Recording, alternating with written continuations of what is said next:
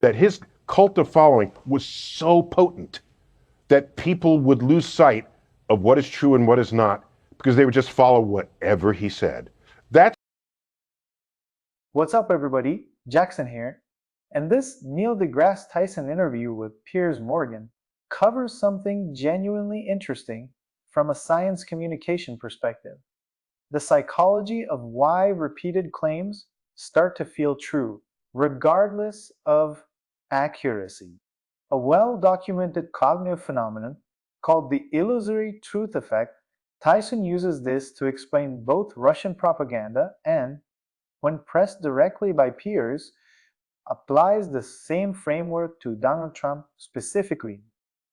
I want to check the specific scientific and factual claims here because some of them are genuinely well-established research and some deserve a closer look.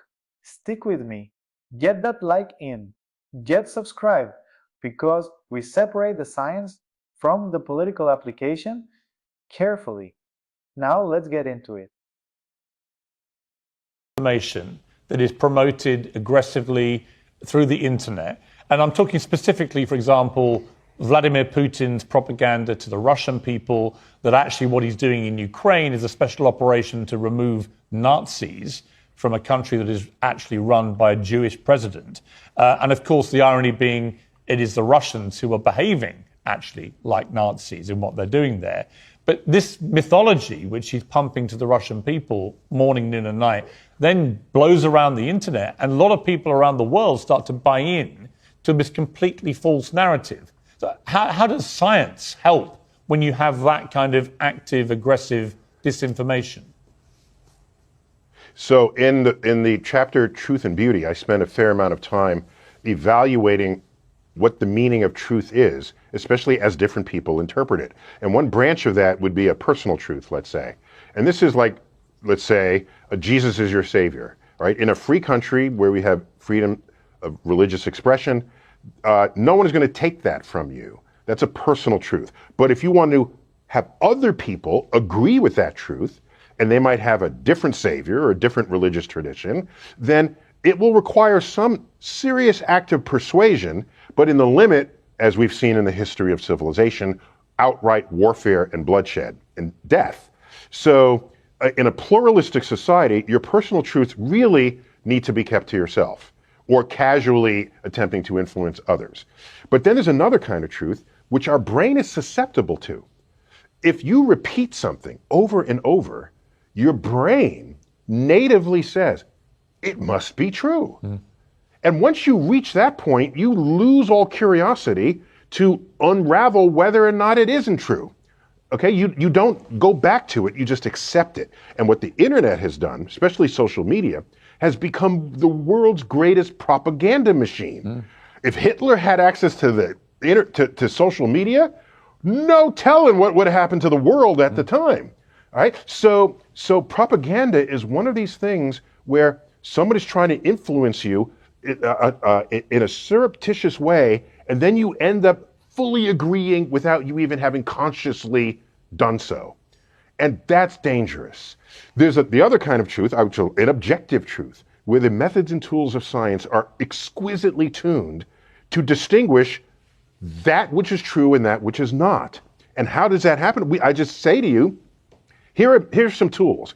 Use them in whatever way you can to make sure you don't conclude that something is true that is not, or that something is not true that is. And when you do that, you are an independent thinker and you're no longer susceptible to any of that. When you have a leader like Donald Trump, who is, very popular and divisive in equal measure as president of the United States, but when he could look at the sky when it was blue and say it's grey, and a lot of his supporters would then think it's grey because he had such a hold over them, how dangerous is that? Yeah, so what happens is if you're in a democracy, if the electorate, in a democracy, you expect there some power of sway that is given to those with personality, all right, with charisma. All right, President Kennedy had a bit of a charisma about him. So you kind of expect that, you even want a little bit of that. I don't have a problem with this. We don't put people into the presidency based on their resume. If we did, half the presidents that were voted in would have never become presidents. They're voted in because there's something about them that you like, that you like their panache, their attitude, their, one of my favorite quotes from Harry Truman, just coming out of the Second World War, his moniker was, "Give him hell, Harry," right? And they say, "Mr. President, why are you always giving people hell?" And you know his response was, "No, I tell them the truth. They think it's hell."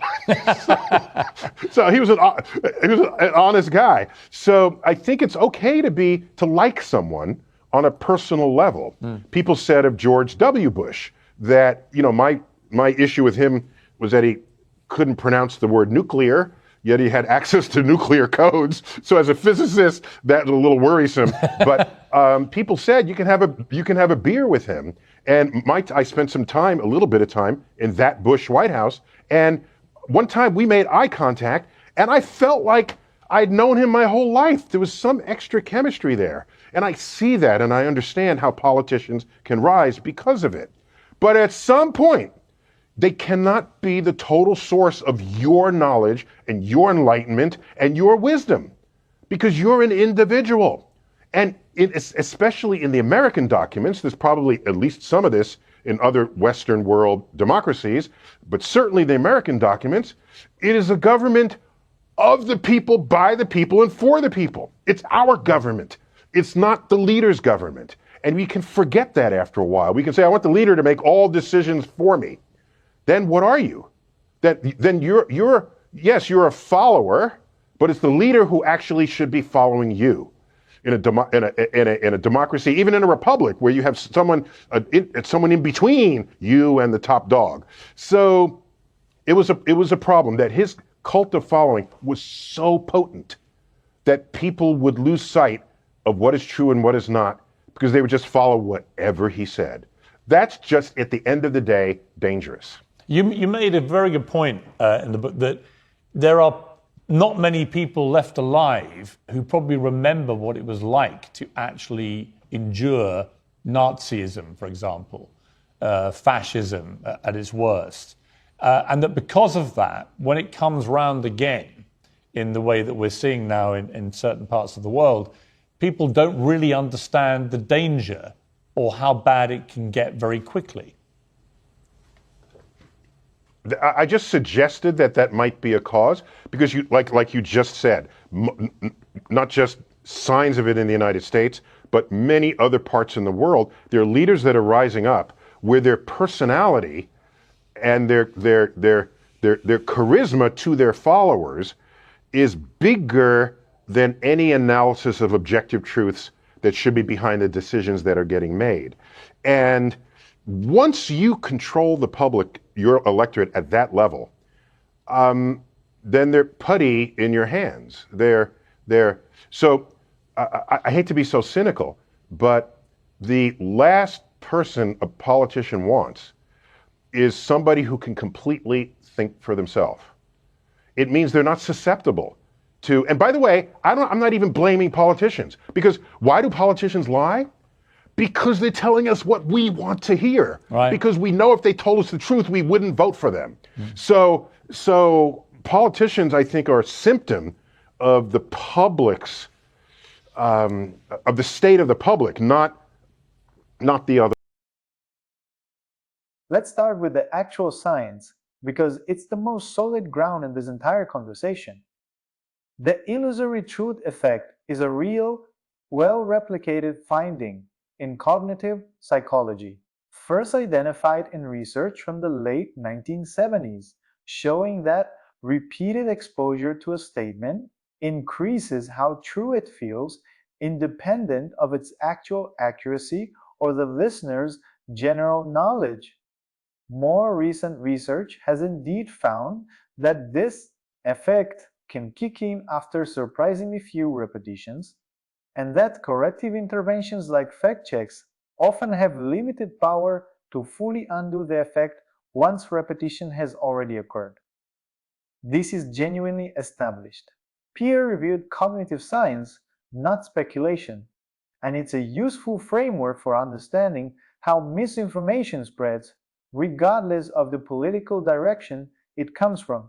On the specific claim about a 4-year fact-checking project cataloging north of 30,000 false or misleading claims, this refers to a real, extensively documented project by the Washington Post fact-checking team, which did track and total claims over the course of a presidential term using a specific methodology they published and explained. That total is a real, documented figure from that specific project. It's worth understanding the methodology behind it, since false or misleading is a broader category than strictly provable lies, and different fact-checking organizations use different standards for what counts. But the underlying project and its published total are real and verifiable. Now, on the framework's application to Trump specifically versus a more general point about political psychology, Tyson's broader argument that charismatic leaders across history and across the political spectrum have exploited this same cognitive vulnerability, and that this isn't unique to any one figure or one side of politics, is worth holding on to as the more scientifically grounded and even-handed part of his argument. He explicitly declines to place all blame on politicians themselves, noting that they respond to what audiences want to hear, rather than being uniquely responsible for the underlying vulnerability. That's a more careful and defensible framing than singling out one leader as uniquely dangerous, since the cognitive mechanism itself is genuinely universal and has been exploited by leaders and propagandists across history and across ideologies. On the comparison to Putin's propaganda regarding Ukraine, the characterization of the Russian government's stated justification framing an invasion as necessary to remove Nazi influence from a government led by a Jewish president is a well-documented and widely reported feature of Russian state messaging, and it's a clear, verifiable example of exactly the kind of repetition-based propaganda Tyson is describing. Here's what I think the most useful and least politically loaded part of this whole conversation actually is. The point that objective, scientific methods of verification exist specifically to counteract this cognitive vulnerability, and that the antidote isn't distrust of any particular leader, but building habits of independent verification, regardless of who's making a claim or how many times you've heard it. That's a framework that applies to leaders, media figures, and commentary channels alike, including this one. And it's worth internalizing as a general practice rather than a partisan tool. So tell me, knowing that repetition alone can make a false claim feel true regardless of your intelligence or awareness of the phenomenon, does that change how you evaluate information you encounter repeatedly online? Let me know in the comments. And if you want more of these breakdowns that separate solid science from its political application, get subscribed, because that's exactly what this channel is here for.